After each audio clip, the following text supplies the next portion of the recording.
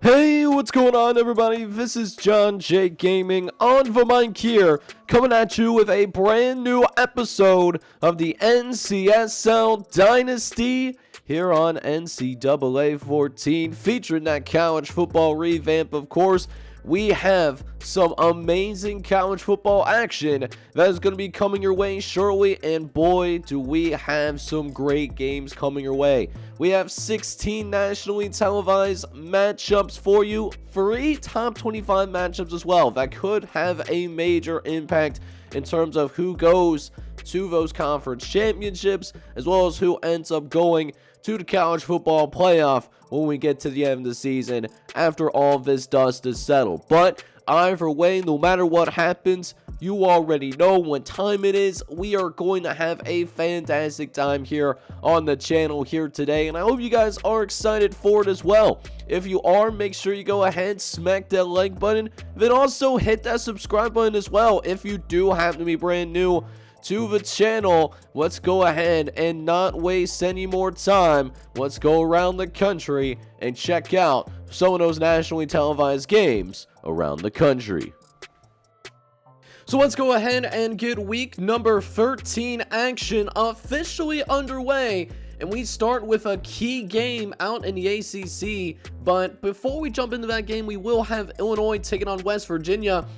A little bit of an eligibility bowl. The winner of this game will be bowl eligible, whereas the loser will have to try again next week, and anything could happen on any given Saturday. So I'm sure both these teams want to win right here, right now, so that they can just take care of business and get themselves an opportunity to play in the postseason. And it looks like early on, Illinois is certainly taking that a little bit more seriously, as Bobby Williams will find the end zone for the Fighting Illini, and Illinois quickly builds a 23-10 lead. They're going to be looking to shut the door here in the fourth quarter, trying to run down this clock, but also want some style points as Paul Gordon nearly punches his way into the end zone. Chris Torrey with the tackle. It's been a bright spot for what has been a beleaguered Mountaineer defense today, and that's going to continue as Paul Gordon looks like he is going to ice the game for the Fighting Illini.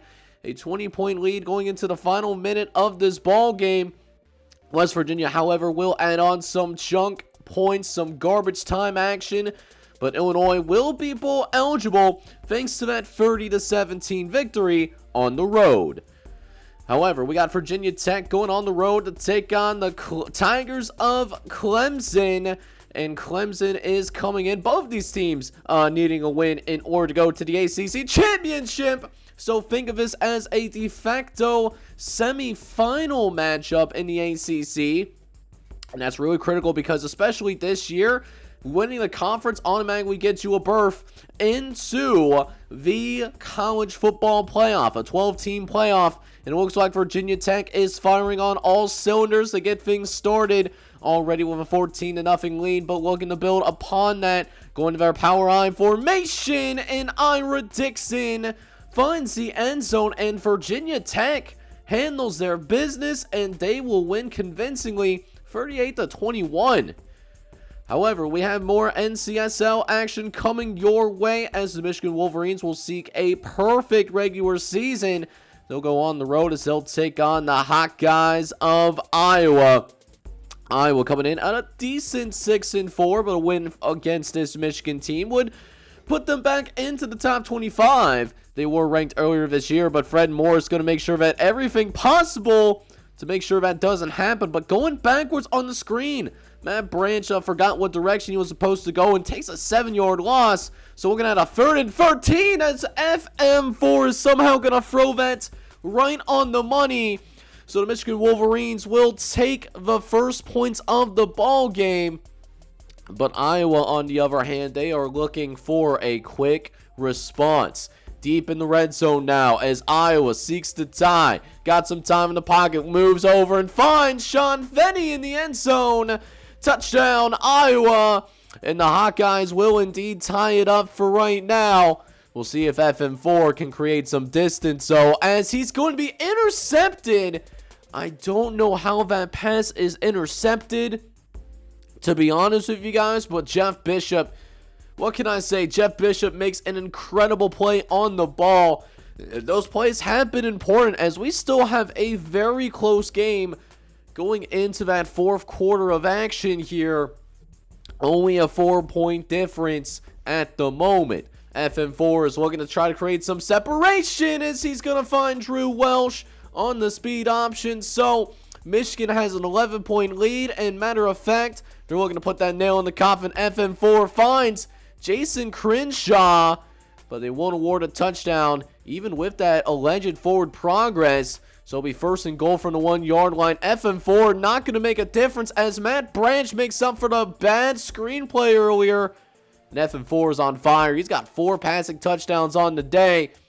Iowa will try to make things interesting. And this is going to be the last play of the game regardless. But great effort here by Todd Parker, though. Finding his way into the end zone makes the box score look a little bit better. But it doesn't change the fact that the Hawkeyes will fall short and Michigan will finish undefeated. So a few more games getting ready to go into action here. Key one, check out that Texas-Rice game. That has Big 12 Conference Championship implications in terms of who's going to go. But a few more games that we want to check out first. Missouri, number 15 in the country, going on the road to take on Nebraska. Nebraska trying to redeem themselves. They had a bad loss against Iowa State a couple of weeks ago, but they are coming off a bye, though, so hopefully this Nebraska team, they're ready for it. But they do have their third-string quarterback, Logan Yancey, who is a true freshman. And Logan Yancey's not an athletic quarterback by any means, but Lauren Yancey's going to make the most of it, though, just following his blockers into the end zone. And George Gentry's offense is going to help Nebraska take the lead. We'll see if that lead hangs on, as Yancey's got plenty of time in the pocket. He's going to throw a dime to the left-hand side. He's going to find Terrell Harrell in the end zone. Touchdown, Nebraska. And the Cornhuskers looking dominant going into that fourth quarter of action. But Nebraska by no means is trying to go away, as Jake Lewis is going to run for the first down here. That will make it first and goal. As Missouri desperately needs a touchdown. Lewis is going to deliver one in the back of the end zone. Touchdown, Missouri. But they'll also need this 2-point conversion in order to make this a 10-point game. Lewis has a lot of time dancing around in the pocket. Eventually finds Logan Tiber-Gearin for the touchdown. That's one of your guys' customs that made a play there. But Nebraska is going to make sure the nail is put in the coffin regardless, as Eddie Robinson is going to catch the second touchdown pass from Lauren Yancey. And Nebraska will dominate 42-18. They should be back in this top 25. But now we check in on the Troy Trojans, who has another one of your custom coaches, J.D. Weeks. His guys are going up to Tuscaloosa to take on their in-state opponent, the Alabama Crimson Tide, but they're coming off a loss, though, so they're only ranked number 19 in the country. And Troy actually coming and playing ball here in Tuscaloosa, Alabama. A much closer game than we anticipated, as we still have no score late in the first quarter. Matt Burchard is going to be stripped, and it's going to be recovered by the Trojans of Troy. And this is going to go all the way. Not a single Alabama player in sight, so you know what that means? He's going to be gone like a girl in a country song. Troy is going to take the lead. They're going to be up 7-0. What could be an upset alert here in Tuscaloosa, Alabama? The Crimson Tide have officially been put on notice. Goal line situation, though, for the Crimson Tide as they look to even things up, as Broussard's going to run the pitch out to the left-hand side. Quentin Lake breaks a couple of tackles. It's actually Dane Taylor that finds the end zone, but the result is still the same. Still a tie ball game, 7 apiece in what has been a surprisingly defensive affair. As Troy looks to get back into the red zone, they have scored here. Actually, they have not scored with their offense yet today, but that will change, though, as Greg Jenkins, the sophomore sensation, will score for Troy. And the Trojans have Alabama on notice now. We jump into the fourth quarter. Alabama, even with this touchdown on the ground by Matt Burchard, is only down by 6 points. Troy just has to run out the clock and is going to put it in the hands of Greg Jenkins. Third and short, throws to the right hand side. It's intercepted. A devastating play as Alabama opens inside the 10-yard line. And on the very next play, they're going to keep it on the ground, following the blockers, and Jamie Rogers gets him a lot closer for Alabama to retake the lead. Second and goal now. 2 minutes left to play. On the ground, there's Clayton Lake, a future NFL running back. Alabama will score, and they'll also get the extra point as well. So Troy will respond. Troy will get a field goal, but Alabama drives all the way down inside 5 seconds. On the last play of the game, a short field goal attempt is good. So Alabama, by the skin of their teeth, a 17-point run allows Alabama to just barely win. But we'll see if Marshall can give the same scare to Notre Dame. As if Notre Dame wins this game, they will be going to the MAC championship. Or if Northern Illinois loses their next conference matchup as well. So Northern Illinois rooting for the Marshall Thundering Herd, not only to the Thundering Herd to get bowl eligibility, that helps the MAC conference on a line scale picture, but needs Notre Dame to lose in order to keep themselves in the hunt for the MAC championship. Notre Dame, however, is not taking Marshall that seriously, kind of sleepwalking through this first half, as Marshall has a 2-touchdown lead, but we're going to start seeing Notre Dame begin to wake up as Greg Hunt is going to find the end zone. Touchdown, Notre Dame, and the Fighting Irish will get it down to just a 1-possession game. We'll see if Marshall can put together a good drive here before the end of the half, though. Quarterback's got plenty of time to throw, but throws opposite of his body. That is why you do not throw out there across the body. Plays like that happen. Nick Ashley, who's a true freshman, by the way, well, he's going to make the interception. That's a defensive end in coverage. You'll love to see it. And then there's Greg Hunt throwing an absolute dime to Travis Coleman for the touchdown. So Notre Dame all knotted up at 17 apiece as Marshall will look to redeem themselves for the interception thrown on the previous drive. That's going to be a good throw out to Aaron Edwards. He's going to get a decent chunk of yards there.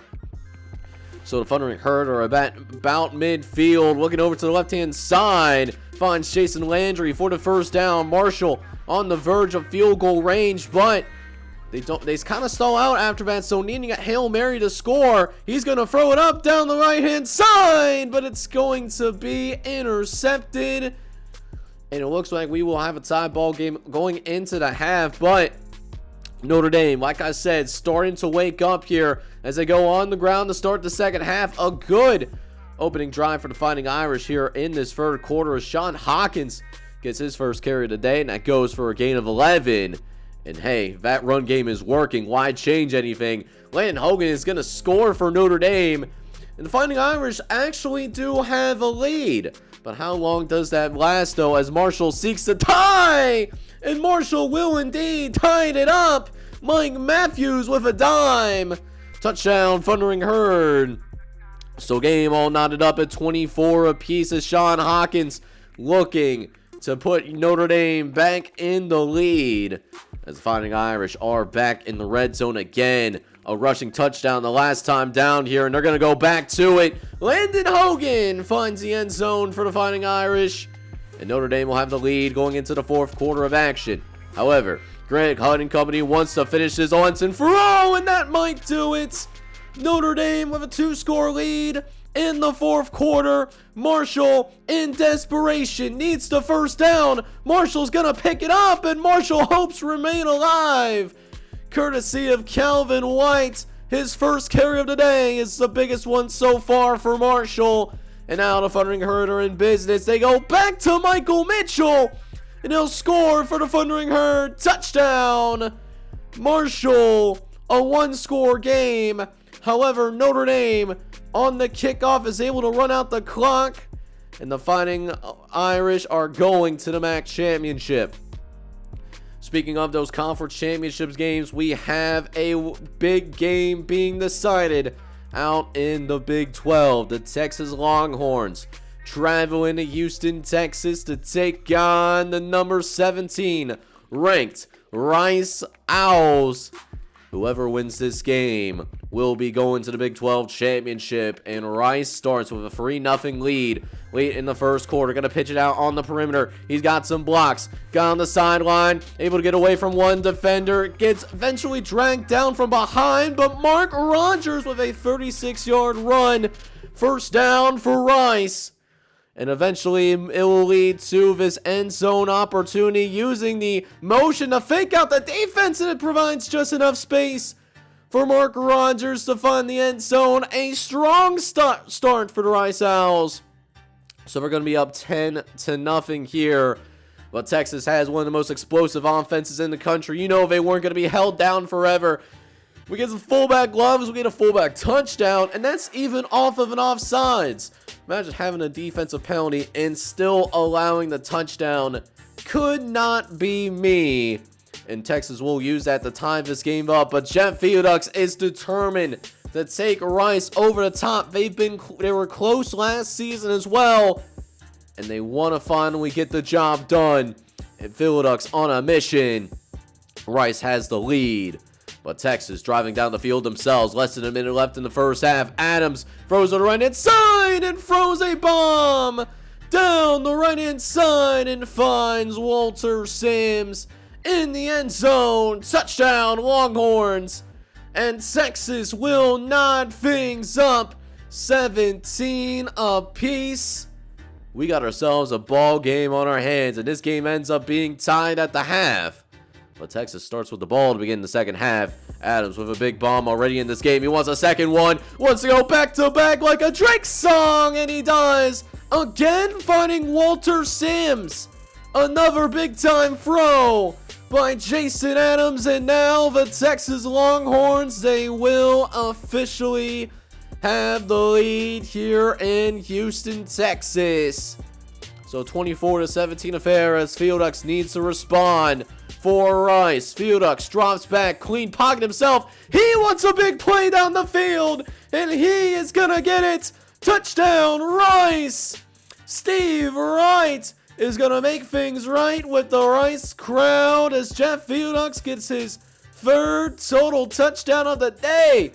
That was double coverage, and both DBs end up getting burnt like Eli Apple in the Super Bowl. So again, we have a tie ball game.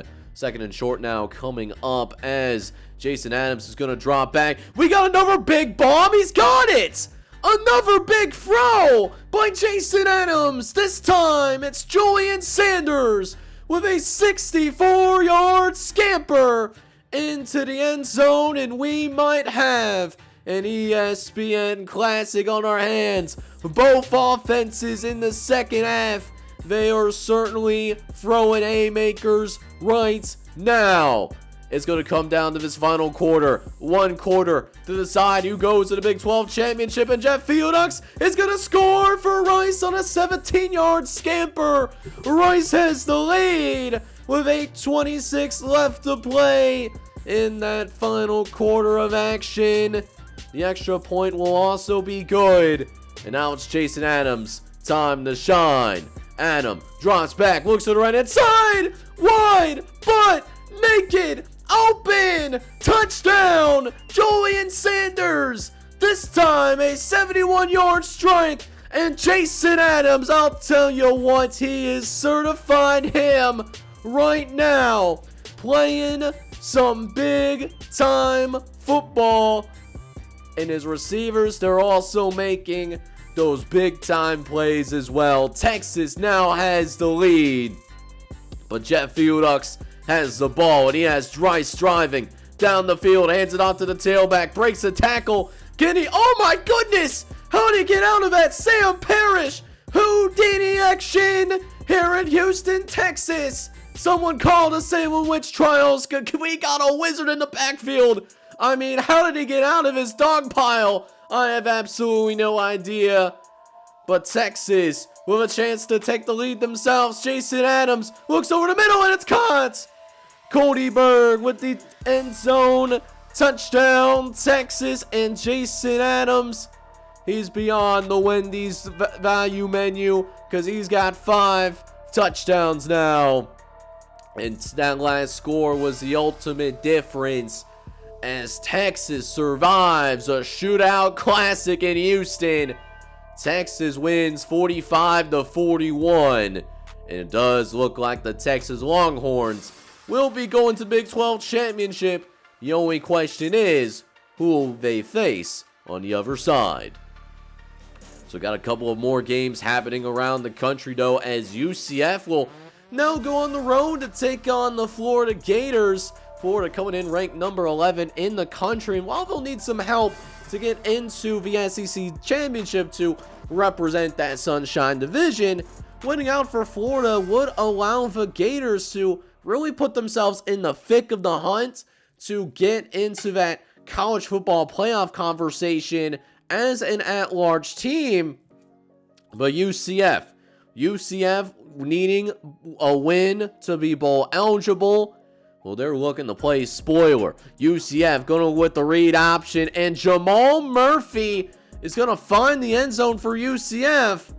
So the Knights do have an early lead, a 10-0 lead that is extended to the second half, actually. Florida has still not scored as of right now. They're going to look to change that midway through the third quarter. Red zone opportunity, and when in doubt, just hand it off to the fullback. That's Brian Outlaw that scores. And we have ourselves a tie ball game here yet again. 10 apiece, dropping back in the pocket, looks over the middle and finds Nate Perry in the end zone. Touchdown, Gators. And Florida will take the lead yet again. Now a 17-10 lead. Peters looking to the right-hand side, gets it out on the perimeter, ball's on the ground, and UCF is going to recover, so things get interesting in that fourth quarter. However, that being said, Florida will still hang on and win, so UCF will have to try again until next week to get bowl eligibility. Speaking of those rivalry games, how about Stanford taking on Cal in the Battle of the Big Axe? Cal coming in ranked number 12 in the country, while Stanford, same spot as what we saw UCF in that previous game, needing a win in order to become bowl eligible. And Stanford also has a big game next week as well, so they're going to want to try to win this game here somehow, some way. But Cal not going to make it easy for them on any means. They're going to take a 20-6 lead into the second half, and it looks like after this throw, it seems like this game is going to be barbecue chicken. You got a free touchdown lead. You are at home as well. Nobody told the Stanford team that, or at least that's what we thought. Stanford worked their way down into the red zone. Okay, maybe Cal might have safely won this game after all. But here we are in the fourth quarter though. Same score. Adams dropping back, looks to the left-hand side, and finds John Pennington, but can't get to the first down marker though. So, fourth and short, really no other option at this point. You have to go for it, and they go to the ground game, and not only does Justin Gardner get the first down, he's going to get the touchdown too. So this game could suddenly get very interesting as Cal had to punt it on their next drive. And Stanford quickly drives down the length of the field. Less than 3 minutes left to work with, though. Chris Davis having a big day, though. 11 for 124. We'll see if they gave him an end zone target, but instead going back to Justin Gardner, who gets his second score today. So Stanford certainly makes it interesting. But it's too little too late, though, as Cal still hangs on and wins regardless. 27-20. Stanford also needing next week to be bowl eligible. But we do have some studio updates as we got an upset on our hands. Arkansas State will be bowl eligible as they take down number 20 Memphis 30-27. The Tigers took down the Ragin Cajuns last week in exciting fashion. And then we have another studio update out in the Mountain West. New Mexico putting themselves in the hunt for that Desert Division title. They win 38-31 as they take down the Wildcats of Arizona. They will not be experiencing any bowl eligibility anytime soon. But now we have a pair of top 15 teams getting ready to go at it. First, we go down to Miami, Florida, where we check in on the Hurricanes of Miami. And this is not how this game has been going as of late. Miami has struggled immensely. They already have the loss to FAU, and in this final month of the season, they've just looked lethargic, it seems like. But USF, they have a chance to take the lead. Hats off to those guys, as Sean Marshall will actually get the school record for most receptions in a season. That is his 79th catch. That was held by Xavier Warner back in 2014. So you love to see it. But we still have a tied ball game here, 3-3. Usually not what we see down in Miami, but maybe we'll finally see a touchdown here in the second half. USF does have a red zone opportunity. First time that we've seen a red zone opportunity in this entire game, by the way. It's been that kind of rough day for both offenses. But needless to say, the Bulls are knocking on the door. Got a second and goal coming up as both teams are in their goal line formations, as UFF wants the touchdown more, and the Bulls will take the lead. They are certainly not bull crapping around. Miami down by a touchdown going to the last 3 minutes of the game, though, as Miami will score there. But we're going to need overtime to decide things. 10-10 is your score. So we'll see who wants it more in the overtime period. USF or Miami. We fast forward to the second overtime as both teams had to settle for field goals. In that second overtime, though, we got a man who finds his way into the end zone. Touchdown, Miami. So USF needs a touchdown to keep the game going. And sacked, brought down, and Miami survives by the skin on their fingernails. Miami wins 20-13.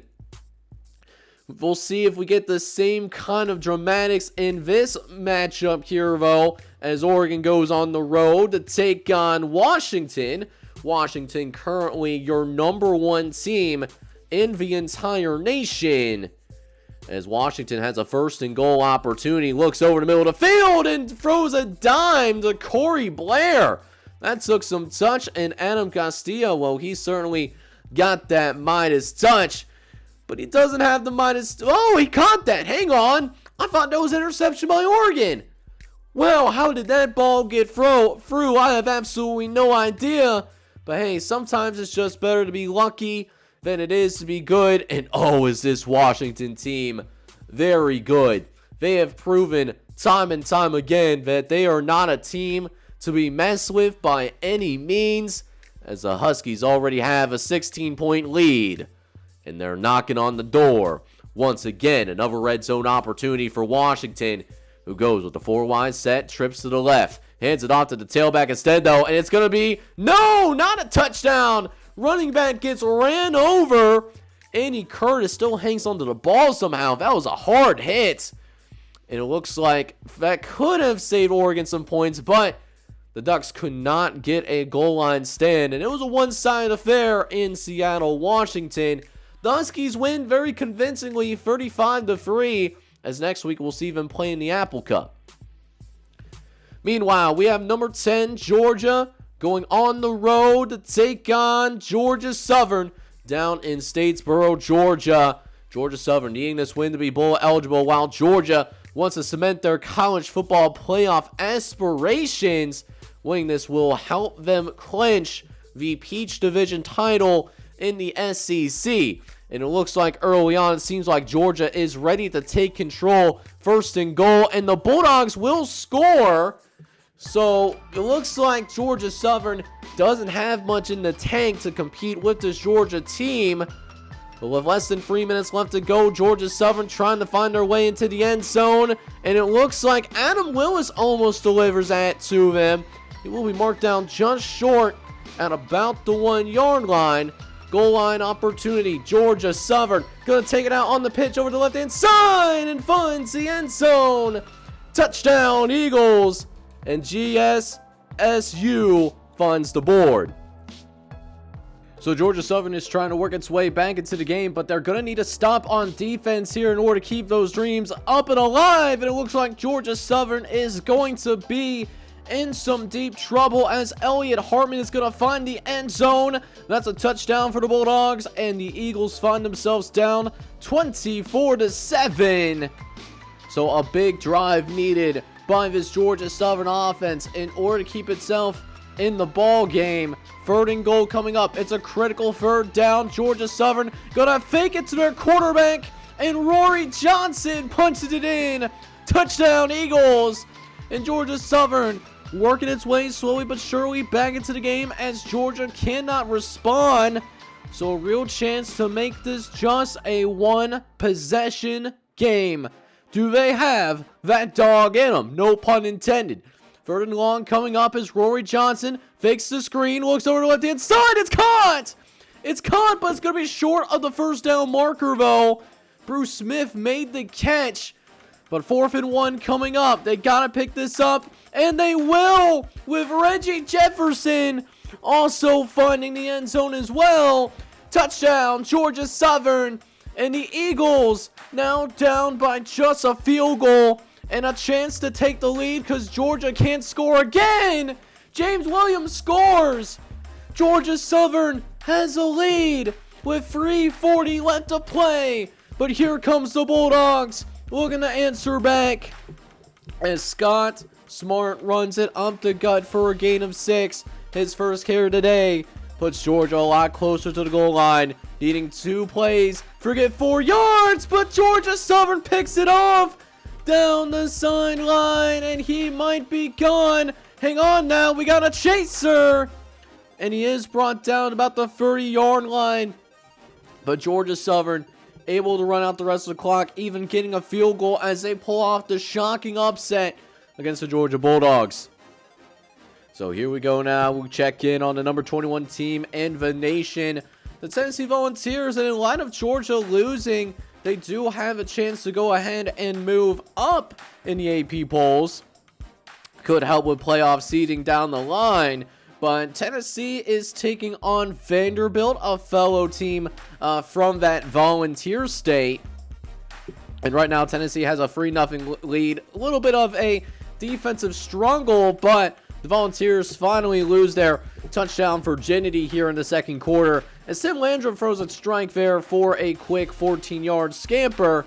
But then Tim Landrum gets a second chance to put more points on the board. And they're actually going to do it. Tennessee scores there yet again. The Volunteers were never in trouble by any means. And they'll take down Vanderbilt by 30 points. So we'll have some more studio updates coming our way. And it's Boise State. They were in a shootout against Colorado State, and they played spoiler for the Rams, who are no longer going to be bowl season eligible with that loss.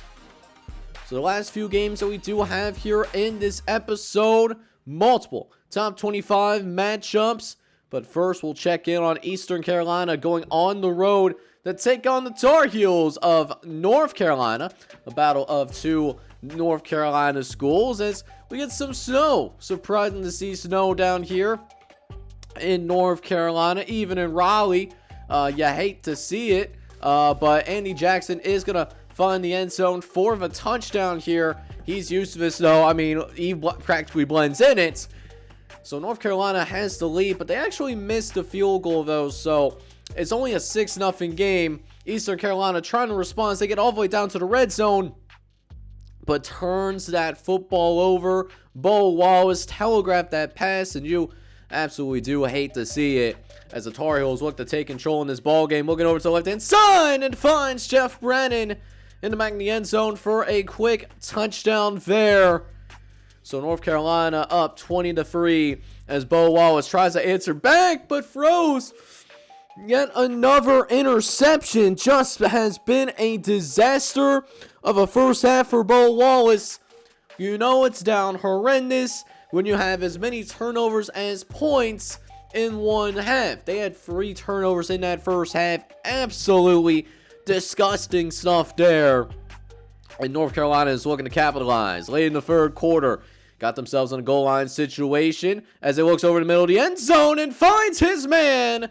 Touchdown, North Carolina, as Danny Bates throws his 2nd passing touchdown of the evening.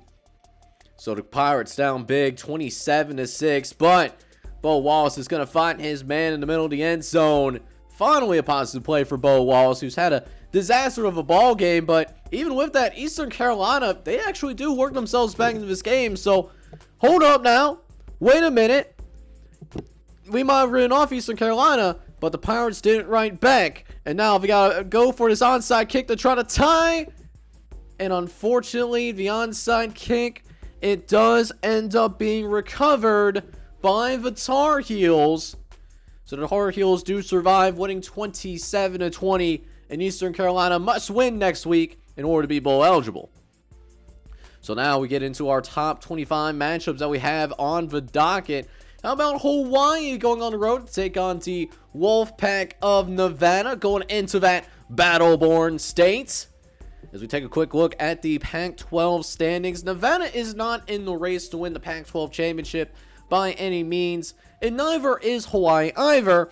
Both teams could use this win to get themselves to a better bowl game, though, or at the very least, put themselves in that fringe discussion for the college football playoff. That's at least certainly the case for Hawaii. And Alfred Briggs, he's got some speed on him. Finally gets dragged down from behind, but not before rushing for 45 yards.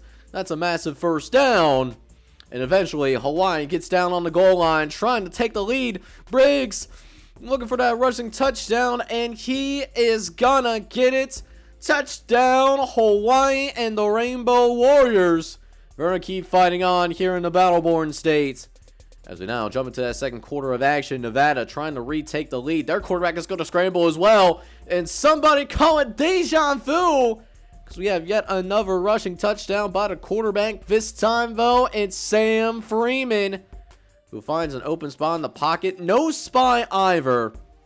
So a close game here as we jump into the second half. Hawaii up 13-10, but looking to put this game away here in the second half as John Douglas takes the toss over to the right-hand side, and he'll find the end zone for a quick touchdown. Nevada is now down by 10. As Freeman looking for a big play down the field. He's going to find his big-time receiver down the left-hand side, but he doesn't have the speed, though. He gets caught from behind. You hate to see it. Danny Henry is still over 100 yards receiving, though. Hopefully that doesn't come back to bite him, though. Second and goal coming up, so just a couple of plays later, looking towards the back of the end zone, and finds Brian Oliver for the touchdown, so doesn't come back to haunt him, thankfully, and Nevada will make this just a one-possession game, at least, yet again. As we take a look at the throw in the back of the end zone, Brian Oliver really had to get up to get that ball. So here we go, 20-17, now your score, as Alfred Briggs is back up on the field, trying to take the speed option, cuts it out to the over down the sideline, breaks away from a couple of defenders, and that goes for a nice gain of 23 yards, and Alfred Briggs has been a dual threat problem. He has already 100 yards on the ground. We still have another quarter to play, and his other backfield teammate, he can make some dangerous plays too, as Terrence Brown almost finds the end zone there as well. That's his first carry of the game, and he gets it for 23 yards. He's a certified dangerous man. We'll see if they hand it back off to him again, and it's John Douglas that gets the carry, so a different guy, but result still remains the same anyways. You got a touchdown on the ground. However, Nevada is trying to work its way back into the game. They have to come away with points on this drive, and that's a big-time throw by Sam Freeman that gets the Wolfpack at least in field goal range. We'll see how they want to play the rest of this possession, though, as a couple of plays. Freeman drops back, he's got some time to work with, fires down the middle of the field, but his safety is able to come over and pick him off on the 4 verticals. Sometimes 4 verts doesn't till it hurts, and boy, does that play hurt. Corey Hayward's going to get the interception, and that might put the Nevada Wolfpack away, and that would be a big disappointment here in the battle-born state. As sure enough, Hawaii does hang on and win 27-17. So it looks like Nevada will probably be falling out of the top 25, but it's a nice little matchup here in the Pac-12 here late in the season. Hawaii trying to make a surge to get one of the 2 wildcard spots for the college football playoff. So the other top 25 matchup that we have here in the late night slate of games, we got LSU going on the road to take on the Ragin Cajuns. Well, the Ragin Cajuns are still ranked in the top 25 for right now, Problem is, they're riding a 3-game losing streak, and this turns into a must-win if the Ragin Cajuns want to remain in the hunt to win the Bayou Division. LSU can potentially clutch. Meanwhile, if they win, they already have a win over Memphis, who is also in the hunt as well. So, big game for both teams down here in the Bayou, and LSU opens the game up with an opening drive touchdown, courtesy of Derek Brown. However, later in the first quarter, the Ragin Cajuns march down the field themselves. They're going to look to finish. And we got a big sack on David Jones as Chris Forte is able to drive himself into the backfield. And now they face a 3rd and 20. From the 20-yard line, this might as well be a goal line situation. And David Jones fires a strike to Garrett Miller. Touchdown, Ragin Cajuns. And the Ragin Cajuns will go ahead and tie things up. I mean, you see the replay. Oh my word. Is David Jones an absolutely dangerous man? Late in the first quarter, though, as Derek Brown looks to respond, he's going back to that speed option. It's worked well before, and it might work well again. Another touchdown on the ground, but this time it is Sean Callahan who finds the end zone. And boys, we do got ourselves a battle down here in the Bayou. Sean Callahan just running side to side with his quarterback, and that speed option worked to perfection. So LSU now has the lead, but the Ragin Cajuns are looking to quickly respond as they get a red zone opportunity themselves, going to try to get into the end zone, and David Jones scores. The Ragin Cajuns will absolutely go ahead and tie things up. Now looking at a dead even ball game on our hands. Jumping into that second half, though, it is still tied. Things are getting tight in the Bayou. Brown looking to the right-hand side. A dot to Damian Martin for a 31-yard strike. Touchdown, LSU. And Derek Brown has not thrown the ball too much here today. That was only his 12th pass attempt of the entire game. But he certainly made most of his opportunities, including that particular strike right there. But the Ragin Cajuns are still in this game, jumping into the fourth quarter, only down by 4. They got a field goal off screen, and this could help them take the lead, and it does! Josh Reed with a 62-yard touchdown. David Jones has been balling out today. He wants to help send the Ragin Cajuns to a potential conference championship out here in the Sun Belt Conference. Matter of fact, the Ragin Cajuns have a chance to put this game away once and for all, trying to run down the clock, and it looks like the fat lady, she will officially be singing now. Touchdown, Ragin Cajuns. Oh my goodness, they will be not keeping these fans off the field tonight. Oh, if only there was field stormings. When EA College Football comes out, there better be field stormings in this game. I tell you what. So LSU is down by 10. So not a lot of hope for Derek Brown at this point. But hang on now. Wait a minute. The custom getting involved. That's Bankston, the sophomore. Travell Bankston with a huge catch. Only his second catch of the entire game. And LSU, therefore, is going to go into their no huddle. Brown looks to the left-hand side. Finds his man, Clayton Stevenson. And all of a sudden, things can get very interesting. It's only going to come down to that onside kick, because LSU is certainly out of timeouts. So here we go. The onside kick going to be on its way shortly, and the onside kick is going to be recovered by the Ragin Cajuns. LSU will not be able to force a fumble, and Lee Goddard is going to officially secure victory for the Ragin Cajuns. Now LSU will need help to get to the Sun Belt Championship. As for the Ragin Cajuns, a big-time win. They're still alive. They'll still need a Memphis loss, and they need to win next week in order to go.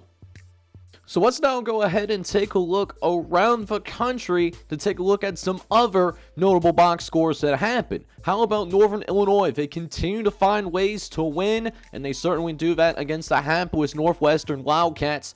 Northern Illinois wins 17-6, and there's a real possibility that the Huskies could finish with a 10-win season. before we get even into that postseason action. However, UNLV, they needed a win against Air Force in order to be bowl eligible, but not only do they win, but they do it in emphatic fashion as well. UNLV wins 38-7, and that will mean that the Rebels will be eligible to go to a bowl game. Air Force will be below 500, it seems like, in terms of Mountain West Conference action.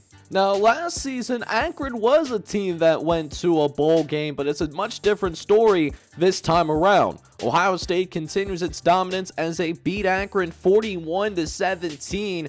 The Akron Zips will have a double-digit loss season just a year after they made it into a bowl game in the postseason. Rough look for the Zips. Meanwhile, the Rebels of Ole Miss handle their business against their in-state opponents in Southern Mississippi, 59-38 in a shutout, and that allows Ole Miss to go and move into that top 20 here in the latter stages of the season. Speaking of teams that are trying to get ranked, Wisconsin trying to make a case for itself as they finish the regular season with a blowout of Utah State. The Badgers win 52-13 at home, as Utah State will only finish the year with one singular win. But this team continues to not get any attention, and that is a true shame. The Army Black Knights have been dominant in Conference USA, and they send a huge message as we start to wrap up the regular season, blowing out Buffalo 49-3, and the Buffalo Bulls, who started the year 6-0, well, now they are on a 5-game losing streak. Life comes at you fast in this game of college football. As for the Minnesota Golden Gophers, they will not be going bowling, but they are showing some pride here towards the end of the season, blowing out Kansas State 42-7 as they try to build some momentum as we approach year number 4 and going into that offseason as well. Same case here for Wake Forest as well, but they will blow out Charlotte 49-17. The Demon Deacons are also looking to do the same thing in terms of building momentum going into the offseason. Florida State, however, does not have that same issue as they are embroiled in the college football playoff conversation, winning 41-13 against Florida Atlantic. The Seminoles are not showing any mercy to their fellow in-state opponents. So we'll go ahead and take a look into a quick deep dive into what the top 25 polls are now currently looking like. We still have 4 undefeated teams left in the entire country as we get into this last week of the regular season. And for the most part in the top 10, there isn't a lot of major movement. We start to see some movement happening in this 9-10 area here, though. So Florida does move up to number 9 in the country as they escape Central Florida in gameplay. They're going to have a big game in the next episode, taking on the Seminoles. That could be a wild card playoff spot that is on the line, so we'll definitely have to watch out for that. Cal, they'll move up a couple of spots after winning close against Stanford. They'll have Nevada to wrap up their regular season. Miami moves up 3 spots, even though they barely avoid the upset against Southern Florida. Definitely some problems with the Hurricanes. Notre Dame moves up 4 spots as well. They are now number 12 in the country. LSU, heartbreaking loss to the Ragin Cajuns. They moved down 6 spots because of it. Now, for the other half of the top 25, you got Hawaii at 14 with a top 25 win on the road against Nevada. Alabama survives Troy, and because of some action around them, they move up 4 spots. Tennessee moves up 5 spots after they blow out Vanderbilt. They have locked in their spot into the MAC championship and could be playing either Notre Dame or Northern Illinois, depending on what happens from here on out. Ole Miss up 5 spots after beating Southern Miss. Missouri falls down a few spots. They fall to Nebraska on the road. So tough look against that Nebraska team. Ragin Cajuns, they're staying in the top 25, but they'll wrap up the season on the road against Arkansas State. They had a great win, and rounding out your group is Nebraska at 20. They're back in after beating Missouri. Northern Illinois, who moves up 2 spots. Rice is still here as they fell 5 spots after a close loss to an undefeated Texas team. I feel like they shouldn't have fallen that far. Georgia falls 13 spots after losing to Georgia Southern. Now that is a shocker. The Peach Division is going to be a pretty interesting one as they'll take on Georgia Tech. Then you got Clemson, who is still here. They fall 11 to Virginia Tech. And then Mississippi State is in, which means we will have a ranked matchup in the next episode for the Egg Bowl. Should be a fun one. So an electric NCSL episode, as we had upsets, we had some shockers in there as well. You know, we had some teams that certainly paving their own path to the college football playoff here today. As next episode, we will actually be wrapping up the regular season. We'll have that usual gameplay action for you, as well as take a look at what does those conference championship holds, who will be fighting for those automatic berths into the NCSL college football playoff. We are now in a 12-team format. Really excited about the next episode. I hope you guys did enjoy it as well. If you did and you're excited for that next episode as well, I definitely encourage you to do a couple of things. Make sure you go ahead, smack that like button for me, and then also hit that subscribe button as well if you do happen to be brand new to the channel. This is John J. Gaming on the mic signing off. Hoping you guys are all out there having a good one. Take care, everybody.